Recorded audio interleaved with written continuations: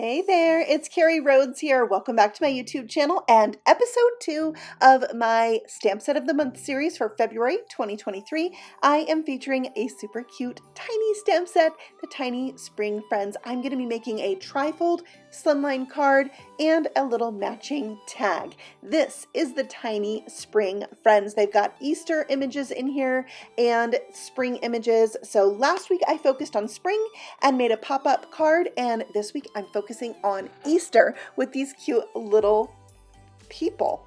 I wanted to say critters. I am pulling out the giant spring messages or Easter messages, and I'm going to use the one that says Easter. I'm also going to stamp out all the images in the Tiny Spring Friends set that are Eastery.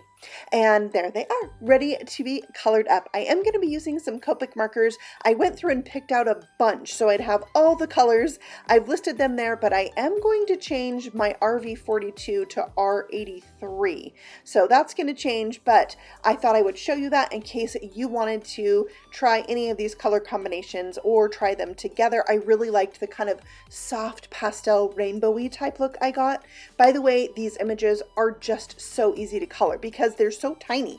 You don't really need a lot of markers to do a lot of blending. I did too. On some of the parts that were so tiny, I only used one marker. So there's all the things colored out with the markers shown there. I did add T6 and E11, and I colored out the little kids to look like my kids, my nieces, and my nephew. So that's who's on my card today. So I am taking the oval from the giant thank you messages and cutting out my stamped image.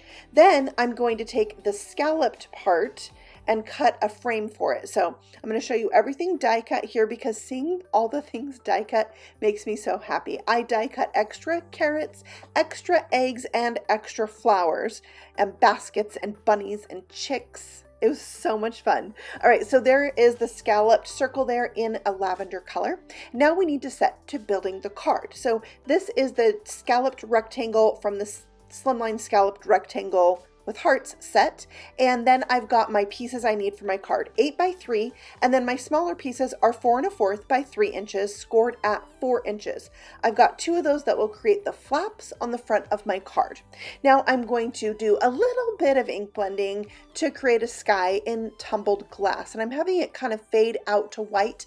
That will be the top part of the scene, and I'm going to do that on both panels, making sure I've got my scored lines on the outside so I know that I'm ink blending the right part.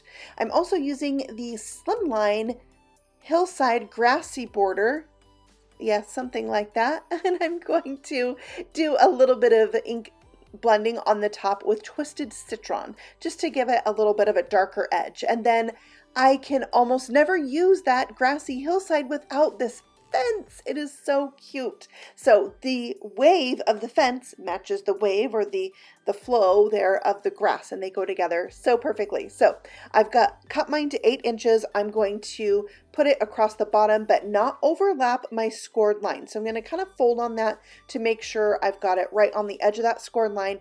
The second piece should fit practically perfect on the other side. So they are going to kind of line up in the center, even though the center is going to be covered with my giant Easter message. You know, it just works to have them kind of match up. And then whatever scene you build and whatever thing you put in the middle, it would match up. You don't have to put the giant Easter message there. Okay, so now we need some double stick tape on these little flaps. I actually put double stick tape on both sides of the flap. It just gives me extra adhesive for when I'm going to stick this down onto my scalloped rectangle. So I'm going to peel back the adhesive on this. Now I'm working with the inside of the flap. I'm also putting liquid glue that gives me a little wiggle room in case I mess up and want to move it around, and it's going to make sure that this sticks really well. So I've got my flaps hooked on. They don't exactly meet in the center. So if you want yours to meet in the center, make it a hair longer than 4 1/4. Both pieces a hair longer than 4 1/4. It's just because it needs a little bit of room to close on the edges, so it takes that tiny bit of space away from you. But mine's being covered up, so I didn't really care. I just left it. All right, so now I'm adhering this to my scallop rectangle, which, by the way, did you see that it changed color? My original one was white. But I wasn't feeling it. I needed a pop of color. So I put it onto my yellow scalloped card base. And now I'm adding on my little stamped images. I laid them out where I wanted them to go. And now I'm just going to take my time, use some tools, and adhere these into place with liquid glue. I did create a little bit of a border with some of the fun things, which is, not really typical of a scene, but I just think it's fun. I mean, I'm making this very cartoony little scene. I think it's totally fine to have a border of flowers and carrots and eggs. And the little people make me so happy because, like I said, I colored them to look like my kids and my sister's kids. So I think that it is so fun to have them on there kind of represented. And then the bunny is so cute. The little chicks, it just really adds to the fun of the scene to have those little images, the little basket and all that. I die cut a second hill and I'm putting that on the inside of the card. I have a ton of images left over because I stamped multiples of a lot of the things. So now I can add a scene on the inside. That's what's fun about a slimline is there's so much room in there. You can add like a second scene and carry it over from the outside to the inside of the card, and it just makes it that much more special to have something cool to look at there as well. So I added all the little things and I had still a flower left over, so I put that on the back. And then I'm stamping the Hello Sunshine, which comes with that giant Easter messages, the oval piece on the front of my card, and I have to color it. So I decided just to keep it simple with one color, so I'm using my two shades of pink, the RV32 and R83, and giving it a little bit of an ombre effect, which I totally love that look. I love letters that you can color in like this. It just lets you get more of a customized look for your card. I felt like I needed some more eggs. So this egg is from the giant Easter messages. And so I'm going to color one in each color with the two shades of Copic. So I'm going to have a dark and a light line on each of the eggs in their color. And then I'm going to just tuck them behind the fence. I had, one on the end of the fence, and I thought I'm going to fill this in a little bit with some eggs. And on my right-hand side, there's really only room for two eggs. So I'm going to put the other one not on the inside. I thought maybe it would go on there. It just seemed too big. So I put it on the back, and then in between those two images, I'm going to put my handmade by Carrie Rhodes. There, and now you can see my trifold slimline card. The scallop edges just add to the feel of Easter for me, and I love that so much. I think this card is really cute. So now let's move on to card number 2, which is a card. It opens, but it's also a tag. I'm going to use this Happy Easter die cut. It's the giant Happy Easter. Now you'll see the Happy Easter there. thought I would make it look like a chalkboard and put it on purple so it kind of matched the look of the first Happy Easter in the center of the card, but it did not. So we're not using that.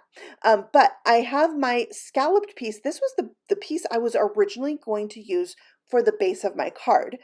And then I changed it to yellow. So I decided I could probably use this by folding it in half. I created a little mini card and I can use it as a tag. I think it's cool when tags open.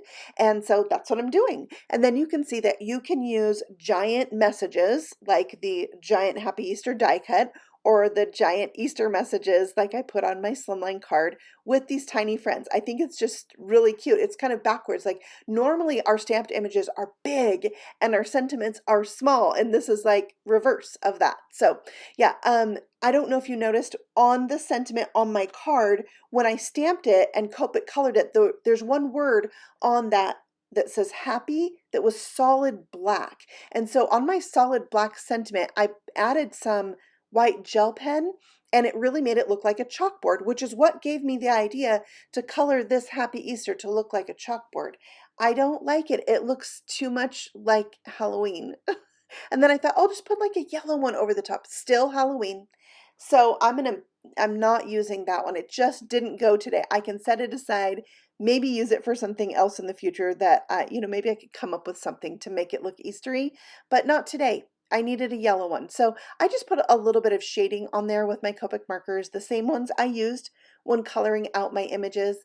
And I really like the yellow so much better. It kind of reminds me of a bright sunny sky, which led me to adding a whole nother image besides these little ones that I added on. It's so quick and easy to add images like this because they're so small. It's so fast to color them. So I use this on episode 1, the village stamp set, because I love this sun and the little cloud. And I used this image on last week's pop-up card. So I brought it back because, like I said, that sentiment, that happy Easter in yellow, just really reminded me of a sunny sky. So there it is. And I added a little bit of gray to the cloud as well, and I like it overlapped with the sentiment. There's also some flying birds in the set, so I stamped those out, and now I'm going to punch a hole because remember this is a tag. So I used the larger hole in my crocodile, punched it through both layers of this mini card tag. Then I have some twine. I'm going to just tie a bow for now because I feel like this is something you could tie onto a little Easter basket or like a bag of cookies or candy, something like that. So I'm going to leave this nice and long so I can tie it on to whatever I decide to add it to. So there it is with a little twine, and then there is room on the inside for a sentiment. So I'm going to add that too, but I wanted to also incorporate my white gel pen like I did on my original card. So I added the white gel pen highlights. Now for the sentiment that I'm going to add on the inside, I'm bringing in another stamp set not used, and I'm going to use a sentiment from this set right here. This is a little, I forget what it's called. It's like a window scenes, something like that. Yeah, so I stamped "Hope Your Day is Extra Special." Now, if you're wondering about what all these products are that I've used today, I will have them linked for you in the description box below this video. Just click the little arrow to expand it and you can see all the things. And there are the two projects side by side. I am so happy with how this Easter came out. I really just wanted it to be like super Eastery, and I think it totally has that feel for me. So I'm happy with it, and I hope that you guys enjoyed this video. I really love sharing my ideas with you, and I hope that you have fun watching and that you learn a little something and just enjoy our time together. So thanks for stopping by, and happy stamping. I will see you next Thursday with episode 3 with the tiny spring friends.